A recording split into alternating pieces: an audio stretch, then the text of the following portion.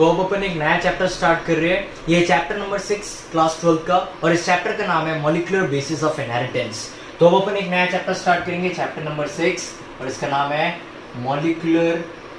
Molecular basis of inheritance. चलो, तो previous chapter जो अपन ने पढ़ा था जिसका नाम था principles of inheritance and variation, उस चैप्टर में अपन ने पर्टिकुलरली बात किया था कि जीन्स किस तरीके से पेरेंट जनरेशन से नेक्स्ट जनरेशन में ट्रांसफर होते हैं और किस तरीके से वेरिएशंस देखे जाते हैं ऑर्गेनिजम्स में। इस पर्टिकुलर चैप्टर में अपन ने जीन लेवल के बारे में अपन ने बात किया था प्रीवियस चैप्टर में। अब अपन यहाँ पे बात करेंगे डीएनए या फिर आरएनए के लेवल पे, दैट इज न्यूक्लिक एसिड के लेवल पे बात करेंगे। तो यहाँ पे अब अपन बात करेंगे पर्टिकुलरली न्यूक्लिक एसिड्स के बारे में, पता करेंगे कि कौन सा न्यूक्लिक एसिड होता है जिसे अपन जेनेटिक मटेरियल बोल सकते हैं, या फिर अपन पता करेंगे कि डीएनए से कैसे आरएनए बनता है और आरएनए से कैसे प्रोटीन बनता है। तो ये कुछ बहुत इंपॉर्टेंट प्रोसेसेस है जो अपन इस चैप्टर में पढ़ने वाले हैं। सबसे पहला क्वेश्चन जो अब अपन इस चैप्टर में स्टार्ट कर रहे हैं या फिर ये पढ़ना स्टार्ट कर रहे हैं चैप्टर, तो जो सबसे पहला क्वेश्चन दिमाग में आता है वो ये आता है कि अगर मैं किसी भी मॉलिक्यूल को या किसी भी स्ट्रक्चर को मैं बोलता हूं कि ये अगर जेनेटिक मटेरियल है, तो वो जेनेटिक मटेरियल अगर बोलता हूं मैं उसे, तो उसकी क्या क्या प्रॉपर्टीज होनी चाहिए। तो अपना सबसे पहला क्वेश्चन होना चाहिए characteristics of genetic material. First अपना जो टॉपिक होगा वो होगा कैरेक्टरिस्टिक्स ऑफ जेनेटिक मटेरियल।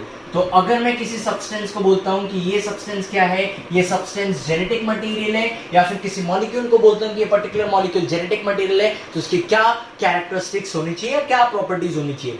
सबसे पहली प्रॉपर्टी के बारे में अगर अपन बात करें तो सबसे पहली प्रॉपर्टी जो होनी चाहिए वो ये होना चाहिए कि वो जो मॉलिक्यूल है वो मॉलिक्यूल रेप्लिकेट कर पाना चाहिए। तो अपन फर्स्ट पॉइंट इसमें लिखेंगे, it should B able to replicate। चलो, तो सबसे पहला पॉइंट लिखा अपन ने कि अगर एक कोई मॉलिक्यूल है, जैसे एक्स मॉलिक्यूल है, मैंने बोला एक्स मॉलिक्यूल जेनेटिक मटेरियल है, तो वो क्या प्रॉपर्टी शो करना चाहिए, सबसे पहली प्रॉपर्टी वो शो करना चाहिए कि it should be able to replicate. वो क्या करना चाहिए, रेप्लिकेट करना चाहिए। अब इसको समझते हैं अपन एक एग्जांपल के थ्रू। जैसे मान लो ये एक सेल है, ये सेल आगे चल के सेल डिवीजन करके क्या करने वाला है, 2 नए सेल्स बनाने वाला है। अब इसके पास यहाँ पे क्या प्रेजेंट है, इसके पास जेनेटिक मटेरियल प्रेजेंट है। तो जो जेनेटिक मटेरियल एग्जैक्ट इस सेल के पास प्रेजेंट है, इसे अपन पेरेंटल सेल बोल सकते हैं या पेरेंट सेल बोल सकते हैं। इसे लिख दिया मैंने पेरेंट सेल, और ये जो 2 नई सेल बनेंगे इसे अपन बोलेंगे डॉटर सेल्स। अब क्या हो रहा है, तो पेरेंट सेल से आगे चल के 2 नई डॉटर सेल्स बनने वाली है। अब इस पेरेंट सेल के पास जो जेनेटिक मटेरियल है वो जेनेटिक मटेरियल केपेबल होना चाहिए, किस चीज के लिए केपेबल होना चाहिए, कि सेम वैसा का वैसा जेनेटिक मटेरियल इस सेल में भी हो और वैसा का वैसा जेनेटिक मटेरियल इस सेल में भी हो। और ये किसके थ्रू हो सकता है, एक प्रोसेस के थ्रू हो सकता है जिसे अपन बोल सकते हैं रेप्लिकेशन। तो सबसे पहली प्रॉपर्टी जो जेनेटिक मटेरियल ने शो करनी चाहिए वो ये होनी चाहिए कि it should be able to replicate, मतलब वो रेप्लिकेट कर पाना चाहिए। सेकेंड प्रॉपर्टी के बारे में अपन ध्यान देते हैं। सेकेंड प्रॉपर्टी ये है कि जो भी मॉलिक्यूल है, जिसको भी कोई भी मॉलिक्यूल को अगर मैं जेनेटिक मटेरियल बोल रहा हूं, तो सबसे पहली चीज कि वो मॉलिक्यूल जो है वो स्टेबल म्यूटेशन शो करना चाहिए। स्टेबल म्यूटेशन से मतलब यहाँ पे ये है कि वो थोड़ा बहुत वेरिएशन शो करना चाहिए, और स्टेबल ज्यादा नहीं, थोड़ा बहुत ही। तो स्टेबल म्यूटेशन शो करना चाहिए, और वो जो म्यूटेशन शो कर रहा है वो कैसा म्यूटेशन होना चाहिए, इनहेरिटेबल होना चाहिए। इनहेरिटेबल मतलब वो पेरेंट जनरेशन से नेक्स्ट जनरेशन में या फिर ऑफस्प्रिंग में इजीली इनहेरिट हो सके। तो अपन लिख सकते हैं it should show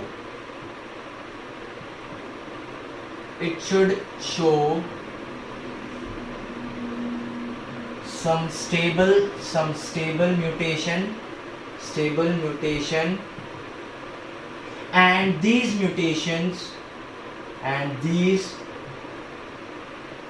mutation should be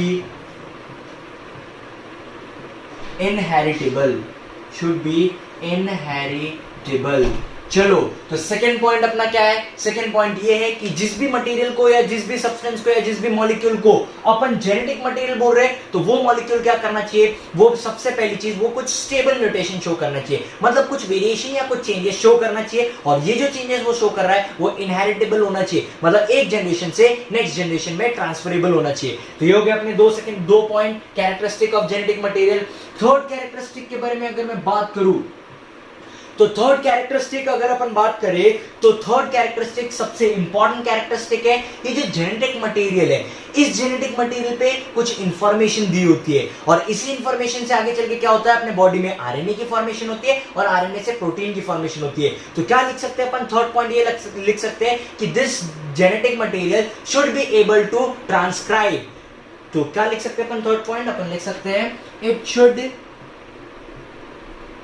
B able to transcribe. Transcribe का मतलब क्या होता है उसको समझते हैं अपन। तो सबसे पहले क्या होता है, अगर मान लो मैंने कहा है कि डीएनए अपने पास एज अ जेनेटिक मटेरियल है, तो ट्रांसक्रिप्शन का मतलब होता है डीएनए से आरएनए बनना। देखो बॉडी में क्या होता है, अपने अगर ह्यूमन बॉडी के बारे में अपन बात करें तो डीएनए पे कुछ इंफॉर्मेशन प्रेजेंट रहता है और ये जो इंफॉर्मेशन डीएनए पे प्रेजेंट है, इसी इंफॉर्मेशन से आगे चल के क्या होता है, तो प्रोटीन्स की फॉर्मेशन होती है। अब प्रोटीन कैसे बनता है, तो सबसे पहले डीएनए से आरएनए बनता है और डीएनए से आरएनए बनने की प्रोसेस को बोला जाता है ट्रांसक्रिप्शन। तो यही अपन ने पॉइंट लिखा है कि जो जेनेटिक मटेरियल होना चाहिए वो क्या करना चाहिए, वो ट्रांसक्रिप्शन की प्रोसेस को शो करना चाहिए। मतलब डीएनए से क्या बनना चाहिए, आरएनए बन जाना चाहिए और जैसे ही आरएनए बनेगा, इस आरएनए से आगे चल के क्या बन जाएगा, प्रोटीन बन जाएगा। तो ये कुछ इंपॉर्टेंट कैरेक्टरिस्टिक्स है जो किसी भी मॉलिक्यूल को क्या करना पड़ेगा, शो करना पड़ेगा, तभी जाके अपन उस मॉलिक्यूल को क्या बोलेंगे, जेनेटिक मटेरियल बोलेंगे। तो ये हो गई कुछ इंपॉर्टेंट प्रॉपर्टीज। अब अपन बात करते हैं यहाँ पे न्यूक्लिक एसिड्स के बारे में। तो अगर अपन बात करें न्यूक्लिक एसिड की, तो लिविंग ऑर्गेनिजम्स में दो इंपॉर्टेंट टाइप की न्यूक्लिक एसिड देखी जाती है। कौन सी न्यूक्लिक एसिड देखी जाती है, एक देखा जाता है डीएनए और एक देखा जाता है आरएनए। तो अब अपन बात करेंगे दो इंपॉर्टेंट न्यूक्लिक एसिड्स की जो लिविंग ऑर्गेनिजम्स में पाए जाते हैं। क्यों, क्योंकि यही न्यूक्लिक एसिड, इन दोनों में से कोई न्यूक्लिक एसिड क्या होगा, ये होगा जेनेटिक मटेरियल जो लिविंग ऑर्गेनिज्म में पाया जाएगा। तो अब अगर अपन बात करें न्यूक्लिक एसिड की, न्यूक्लिक एसिड, तो न्यूक्लिक एसिड्स जो होते हैं मेजर दो टाइप के होते हैं, दो टाइप्स के होते हैं। एक को अपन बोल सकते हैं डीएनए, जिसका फुल फॉर्म है deoxyribo nucleic acid, nucleic acid. और अगला जो होता है ये होता है आरएनए, और आरएनए को अपन क्या बोल सकते हैं, इसे अपन बोल सकते हैं ribo nucleic acid.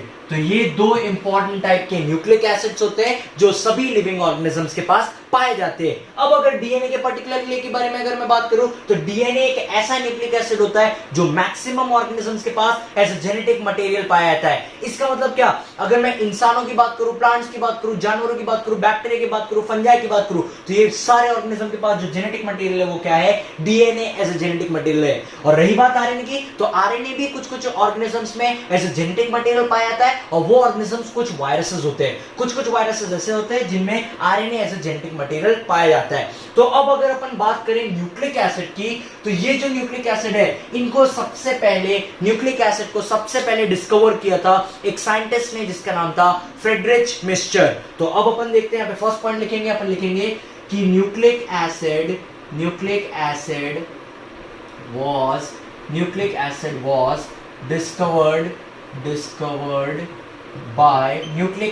Was discovered by Friedrich Miescher in 1969। And अब पता है क्या हुआ, सबसे पहले न्यूक्लिक एसिड को डिस्कवर किया फ्रेडरिच मिस्चर ने। कब डिस्कवर किया, 1969 में। बट इसने पता है क्या किया, इसने उसको न्यूक्लिक एसिड नहीं बोला था, तब इसने उसे बोला था nuclein. and he called it as nuclein, और इसने उसे कहा था न्यूक्लिन। तो सबसे पहले न्यूक्लिक एसिड को डिस्कवर किसने किया था, फ्रेडरिच मिस्चर ने किया था। कब किया था, 1969 में डिस्कवर किया था। और इसने उसे क्या कहा था, इस साइंटिस्ट ने न्यूक्लिक एसिड को कहा था न्यूक्लिन। ये जो टर्म है न्यूक्लिक एसिड, ये एक दूसरे साइंटिस्ट ने दिया है जिसका नाम है एल्टमैन। तो अपन लिखेंगे नेक्स्ट पॉइंट कि the term nucleic acid was given by Altman करके एक साइंटिस्ट था। इस साइंटिस्ट ने टर्म दिया था न्यूक्लिक एसिड, और इसने दिया था इन 19 1989 में ये शब्द दिया था उसने एल्टमैन करके एक साइंटिस्ट था, उसने न्यूक्लिक एसिड ये शब्द दिया था 1989 में। तो यहाँ पे अपन ने देखा है न्यूक्लिक एसिड के बारे में। अब अगर अपन बात करें तो न्यूक्लिक एसिड दो टाइप के अभी अपन ने देखा, एक है डीएनए डीऑक्सीराइबोन्यूक्लिक एसिड और एक है आरएनए। अब अगर मैं डीएनए के बारे में बात करूं तो डीएनए के बारे में अपन सबसे पहला पॉइंट देख सकते हैं कि it is found as genetic या फिर it is found as genetic material in maximum living organisms।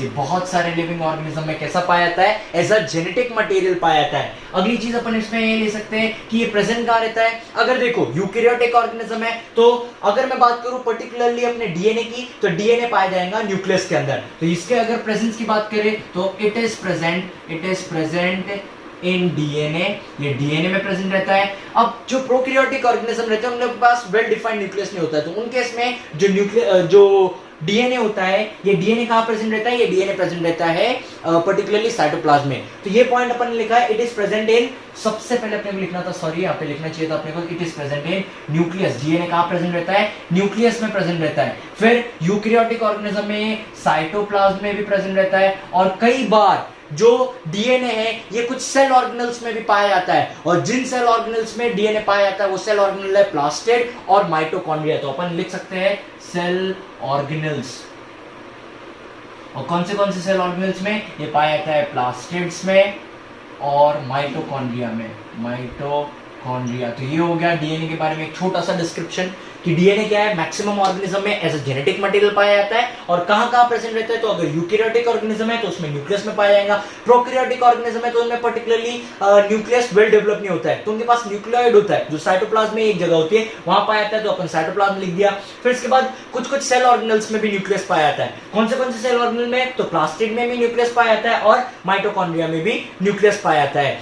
अब अगर मैं बात करूं आरएनए की, तो राइबोन्यूक्लिक एसिड के बारे में अगर अपन बात करें तो RNA as a genetic material सिर्फ और सिर्फ कुछ वायरसेस में पाया जाता है। तो इसमें अपन एक पॉइंट लिख सकते हैं कि it is found, first point लिख सकते हैं, it is found as genetic material in some viruses. कुछ वायरसेस में ही RNA as a genetic material पाया जाता है। और सबसे इंपॉर्टेंटली आरएनए का पता है काम क्या होता है? आरएनए का जो सबसे इंपॉर्टेंट काम होता है, ये काम होता है प्रोटीन सिंथेसिस। तो अपन इसमें लिख सकते हैं इट हेल्प्स इन प्रोटीन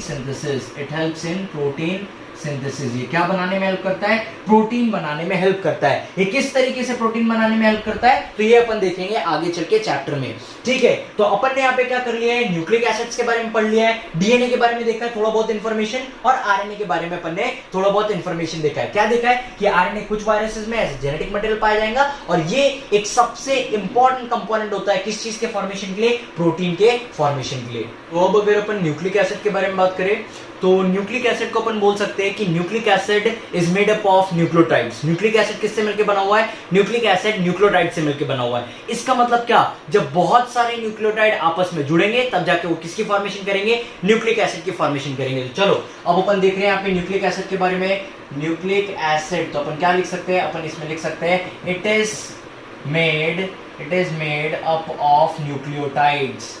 ये किससे मिलकर बना होता है? न्यूक्लियोटाइड से मिलकर बना होता है। और न्यूक्लियोटाइड्स के बारे में अगर अपन बात करें तो न्यूक्लियोटाइड 3 इंपॉर्टेंट कंपोनेंट से मिलकर बना होता है। तो चलो अपन देखते हैं। तो अपन यहाँ पे लिखेंगे कि nucleotide is made up of 3 important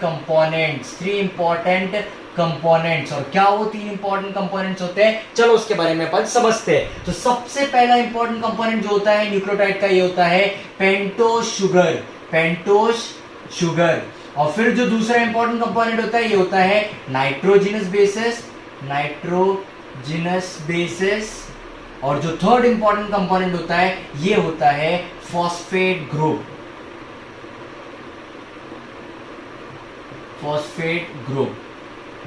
चलो, तो ये 3 इंपॉर्टेंट कंपोनेंट्स होते हैं जिनसे मिलके न्यूक्लियोटाइड की फॉर्मेशन होती है। तो क्या है 3 कंपोनेंट? एक है पेंटोज शुगर, एक है नाइट्रोजनस बेसिस और एक है फॉस्फेट ग्रुप। चलो एक एक कंपोनेंट को पढ़ना स्टार्ट करते हैं। तो सबसे पहले अगर मैं बात करूं पेंटोज शुगर की, तो पेंटोज शुगर देखो नाम से ही समझ में आ रहा है कि एक ऐसा शुगर है जिसमें कितने कार्बन प्रेजेंट रहेंगे? 5 कार्बन प्रेजेंट रहेंगे। क्यों 5 कार्बन? क्योंकि यहाँ पे अपन ने क्या लिखा है? पेंटोज लिखा है। तो अपन लिख सकते हैं it has 5 carbons in it.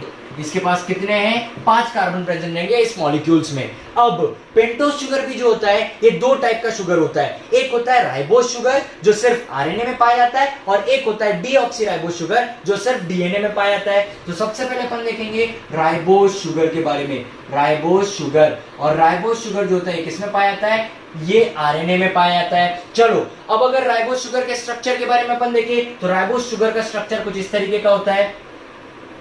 ये यहाँ पे एक ऑक्सीजन रहेगा, ये first carbon, second carbon, third carbon, fourth carbon, और ये फिफ्थ कार्बन। चलो लेबलिंग कर देते हैं। First carbon, second carbon, third carbon, fourth carbon, और ये है फिफ्थ कार्बन। ये है फर्स्ट कार्बन, ठीक है, तो यहाँ पे एक H जुड़ा रहेगा। ये है सेकंड कार्बन, तो यहाँ पे एक H और OH जुड़ा रहेगा। यहाँ पे भी H और OH जुड़ा रहेगा। और फिर ये है सेकंड कार्बन, थर्ड कार्बन, यहाँ पे भी एक H और OH जुड़ा रहेगा। फोर्थ कार्बन, यहाँ पे भी एक H जुड़ा रहेगा। और फिफ्थ कार्बन यहाँ पे अपन लिख सकते हैं CH2OH। चलो तो ये हो गया फिफ्थ कार्बन। तो ये जो स्ट्रक्चर बना है ये स्ट्रक्चर है एक शुगर है जिसका नाम है राइबोज शुगर। और ये किस में पाया जाता है? ये सिर्फ आरएनए में पाया जाता है। सबसे इंपॉर्टेंटली ध्यान देना, अभी ये जो राइबोज शुगर का स्ट्रक्चर है कुछ इस तरीके का स्ट्रक्चर है। अब अपन बनाएंगे यहाँ पे सेकेंड टाइप का शुगर जो क्या है? Deoxyribose sugar. डीऑक्सीराइबोज शुगर, और डीऑक्सीराइबोज शुगर जो होता है किस में पाया जाता है? ये पाया जाता है डीएनए में। अब अपन देखेंगे कि डीऑक्सीराइबोज शुगर का स्ट्रक्चर राइबोज शुगर से कैसे डिफरेंट है। तो क्या होता है? पर्टिकुलरली इसका सारा स्ट्रक्चर सेम रहता है।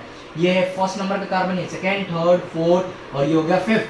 तो इस तरीके से कार्बन के अरेंजमेंट तो रहते हैं, बट सेकंड नंबर का जो कार्बन रहता है यहाँ पे सिर्फ और सिर्फ हाइड्रोजन पाया जाता है। और अगर मैं बात करूं राइबोज शुगर की, तो यहाँ पे जो सेकंड नंबर का कार्बन है यहाँ पे एक ग्रुप प्रेजेंट है जिसका नाम है हाइड्रोक्सी ग्रुप। OH ग्रुप यहाँ पे प्रेजेंट है। बट डीऑक्सीराइबोज शुगर या डीएनए की बात करूं तो यहाँ पे सेकंड नंबर पे के कार्बन पे सिर्फ हाइड्रोजन पाया जाता है। तो ये एक इंपॉर्टेंट डिफरेंस है। ये पेंटोज शुगर जो होता है देखो 5 कार्बन से मिलकर बना हुआ है। 5 कार्बन, 1 2 3 4 5, टोटल 5 कार्बन रहेंगे। बट इंपॉर्टेंटली अपने को क्या याद रखना है कि इसके 2 टाइप्स होते हैं। एक होता है राइबोज शुगर जो सिर्फ आरएनए में पाया जाता है, और एक होता है डीऑक्सीराइबोज शुगर जो किस में पाया जाता है? डीएनए में पाया जाता है। अब राइबोज शुगर में क्या है? तो राइबोज शुगर के जो सेकंड नंबर का कार्बन होता है वहां पे OH फंक्शनल ग्रुप प्रेजेंट रहता है। और डीऑक्सीराइबोज शुगर के बारे में अगर अपन बात करें तो डीऑक्सीराइबोज शुगर में सेकंड नंबर का जो कार्बन रहता है वहां पे OH प्रेजेंट नहीं रहता है, O हट जाता है, सिर्फ H प्रेजेंट रहता है। और क्योंकि यहाँ पे H प्रेजेंट है, O हट गया है, इसीलिए इसको बोलते हैं डीऑक्सी,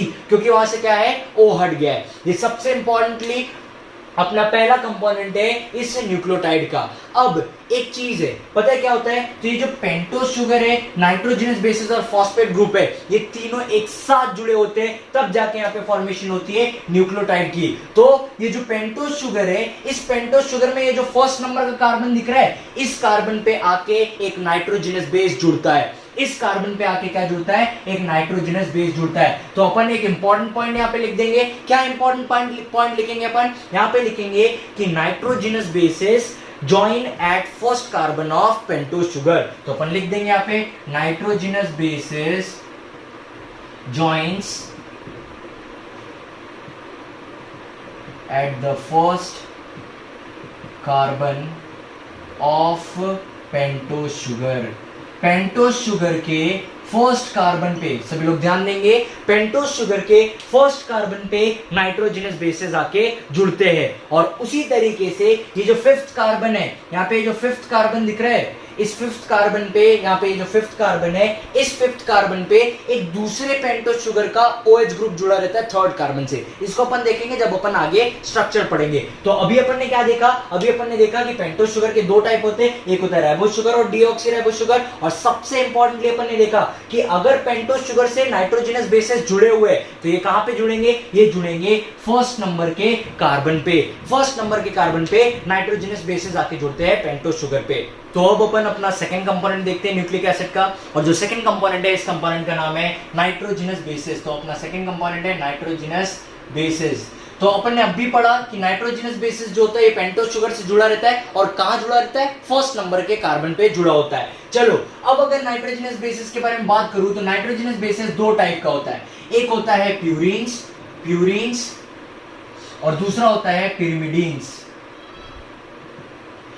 प्यूरीन्स के दो कंपोनेंट होते हैं, पहला कंपोनेंट होता है एडेनाइन जिसे कैपिटल ए से रिप्रेजेंट करते हैं, और दूसरा कंपोनेंट होता है गुएनाइन जिसे कैपिटल जी से रिप्रेजेंट करते हैं। उसी तरीके से पिरामिडिन्स के भी तीन कंपोनेंट होते हैं, एक होता है साइटोसिन जिसे कैपिटल सी से रिप्रेजेंट करते हैं, एक होता है यूरासिल जिसे कैपिटल यू से रिप्रेजेंट करते हैं, और एक होता है थायमीन जिसे कैपिटल टी से रिप्रेजेंट करते हैं। तो अगर मैं बात करूं नाइट्रोजन बेसिस की, तो नाइट्रोजनस बेसिस दो इंपॉर्टेंट कैटेगरीज में डिवाइडेड होता है, एक होता है प्यूरीन्स और दूसरी कैटेगरी होती है पिरिमिडीन्स। प्यूरीन्स के दो कंपोनेंट होते हैं, एक एडेनिन है और एक गुआनिन है, और पिरिमिडीन्स के तीन इंपॉर्टेंट कंपोनेंट होते हैं, साइटोसिन, यूरासिल और थायमीन। एक यहाँ पे इंपॉर्टेंट नोट है कि अगर अपन बात करते हैं न्यूक्लिक एसिड की, तो दो टाइप की न्यूक्लिक एसिड देखा है, एक डीएनए देखा और आरएनए। तो न्यूक्लिक एसिड में अगर अपन बात करें टोटल नाइट्रोजनस बेसिस की, तो 1 2 3 4 5 टोटल कितने नाइट्रोजनस बेसिस है, 5 नाइट्रोजनस बेसिस है। बट न्यूक्लिक एसिड में सिर्फ 4 नाइट्रोजनस बेसिस पाए जाते हैं। तो अपन नोट लिख देंगे, अपन यहां लिख देंगे नोट, क्या लिखेंगे अपन यहाँ पे पर्टिकुलरली लिखेंगे, इन nucleic acid only 4 nitrogen bases are found। तो न्यूक्लिक एसिड में सिर्फ 4 नाइट्रोजन बेसिस पाए जाते हैं। तो चलो अब अपन देखते हैं कि डीएनए में कौन से नाइट्रोजनस बेसिस पाए जाएंगे और आरएनए में कौन से नाइट्रोजनस बेसिस पाए जाएंगे। तो अगर अपन बात करें डीएनए की, तो डीएनए में सबसे इंपॉर्टेंटली, डीएनए इधर और इधर लिख देते हैं अपन आरएनए। डीएनए में प्यूरीन्स, एडेनाइन और गुआनिन दोनों पाए जाते हैं। तो अगर मैं बात करूं प्यूरीन्स की, तो प्यूरीन्स में एडेनाइन भी पाया जाएगा और गुआनिन भी पाया जाएगा। बट पिरिमिडीन्स की अगर मैं बात करूं, तो पिरिमिडीन्स में पर्टिकुलरली डीएनए में पाया जाता है साइटोसिन एंड थायमीन। तो ये 4 इंपॉर्टेंट नाइट्रोजन बेसेस हैं जो किसमें पाए जाते हैं, जो डीएनए में पाए जाते हैं। और कौन से 4 इंपॉर्टेंट नाइट्रोजन बेस है, एक है एडेनाइन, गुआनिन, साइटोसिन और थायमीन। ये 4 इंपॉर्टेंट नाइट्रोजन बेसेस डीएनए में पाए जाते हैं। अब अगर अपन बात करें आरएनए की, तो आरएनए में अगर बात करूं सबसे पहले प्यूरीन्स की, तो प्यूरीन्स में ए और जी दोनों पाए जाते हैं। बट पिरिमिडीन्स में एक डिफरेंस देखा जाता है। क्या डिफरेंस देखा जाता है पिरिमिडीन्स में, तो समझते हैं अपन।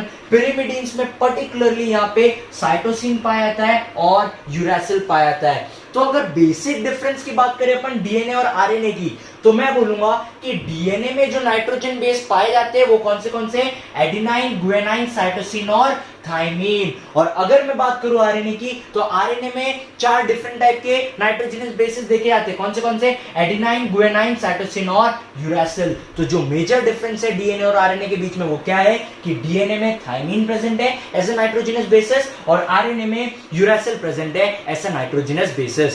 तो अब अगर अपन थर्ड कंपोनेंट की बात करें, तो अपना थर्ड कंपोनेंट है फॉस्फेट ग्रुप, या फिर इसे अपन बोल सकते हैं फॉस्फोरिक एसिड, फॉस्फेट ग्रुप, या फिर अपन लिख सकते हैं फॉस्फोरिक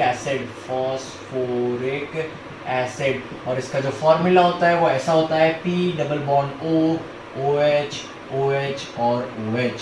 चलो तो ये स्ट्रक्चर होता है। अगर अपन बात करें फॉस्फेट ग्रुप की, तो ये पेंटोस शुगर से जुड़ा होता है, बट ये 5th कार्बन पे जुड़ा होता है। नाइट्रोजनस बेसिस की जब अपन ने बात किया था, तो मैंने कहा था कि नाइट्रोजनस बेसिस पेंटोस शुगर से जुड़ा हुआ है, बट कहां जुड़ा है, 1st कार्बन पे। उसी तरीके से फॉस्फोरिक एसिड या फॉस्फेट ग्रुप जो होता है ये पेंटोस शुगर से जुड़ा होता है, बट कहां जुड़ा होता है, 5th कार्बन पे जुड़ा होता है। तो अपन देख सकते हैं it is joined with the pentose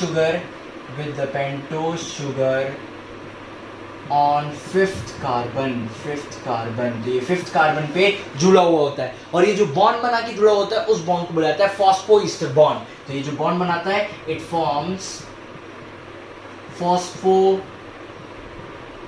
ester bond. तो ये कौन सा बॉन्ड बनाता है? फॉस्फो ईस्टर बॉन्ड की फॉर्मेशन करता है। तो ये अपने 3 कंपोनेंट्स अपन ने पढ़ लिए। कौन से? एक था पेंटोस शुगर जिसके 2 टाइप देखे अपन ने, एक राइबोस शुगर और एक डीऑक्सी राइबोस शुगर। फिर दूसरा अपन ने देखा नाइट्रोजनस बेसिस, उसके भी 2 टाइप देखे, एक प्यूरिन्स और पिरिमिडिन। और थर्ड कंपोनेंट अपन ने देख लिया फॉस्फेट ग्रुप या फिर फॉस्फोरिक एसिड। तो अब अगर अपन बात करें स्ट्रक्चर ऑफ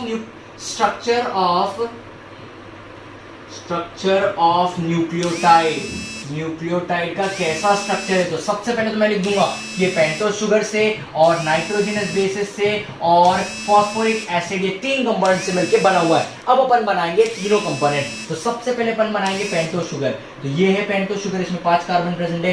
फर्स्ट कार्बन ये है, तो फर्स्ट कार्बन पे कौन जुड़ा रहेगा? यहाँ पे नाइट्रोजनस बेसिस जुड़े रहेंगे। और नाइट्रोजनस बेसिस जब फर्स्ट कार्बन पे जुड़े रहेंगे तो ये जो बॉन्ड बनाएंगे यहाँ पे, इस बॉन्ड को बोला जाता है ग्लाइकोसिडिक बॉन्ड। ये याद रखेंगे।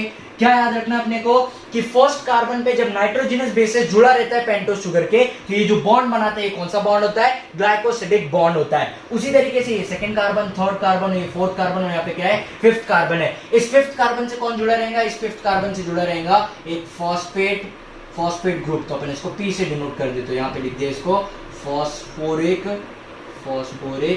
एसिड। और ये जो बॉन्ड बनाएगा ये कौन सा बॉन्ड होगा? ये होगा फॉस्फो ईस्टर बॉन्ड। तो ये सबसे इंपॉर्टेंट है। और ये जो पूरा स्ट्रक्चर बनेगा, इस पूरे स्ट्रक्चर को बोलेंगे अपन न्यूक्लियोटाइड। तो ये देखो, ये पेंटोस शुगर से मिला है। पेंटोस शुगर इसमें एक कंपोनेंट है, नाइट्रोजनस बेसिक कंपोनेंट और एक है फॉस्फोरिक एसिड।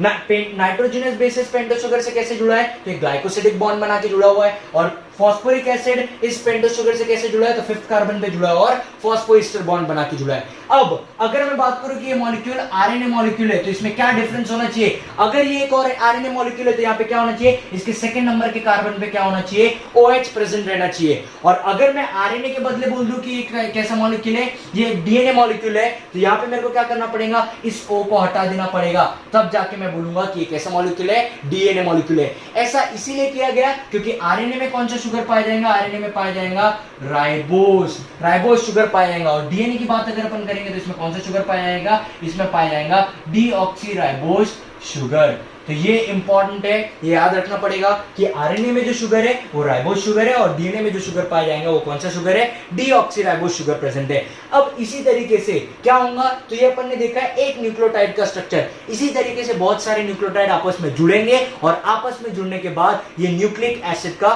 फॉर्मेशन करेंगे। इसके अलावा यहां पे अपने को एक शब्द और पढ़ना है, न्यूक्लियोसाइड। तो चलो अपन देखते हैं न्यूक्लियोसाइड मतलब क्या होता है, समझते हैं न्यूक्लियोसाइड मतलब क्या है। तो देखो, न्यूक्लियोटाइड में अपन ने क्या पढ़ा है कि न्यूक्लियोटाइड जो होता है वो तीनों कंपोनेंट से मिलकर बना होता है। कौन से कंपोनेंट? एक है पेंटोस शुगर, नाइट्रोजनस बेसिस और फॉस्फेट ग्रुप। अब अपन बात कर रहे हैं न्यूक्लियोसाइड की। तो अब अपना यहाँ पे एक अगला टॉपिक है न्यूक्लियोसाइड।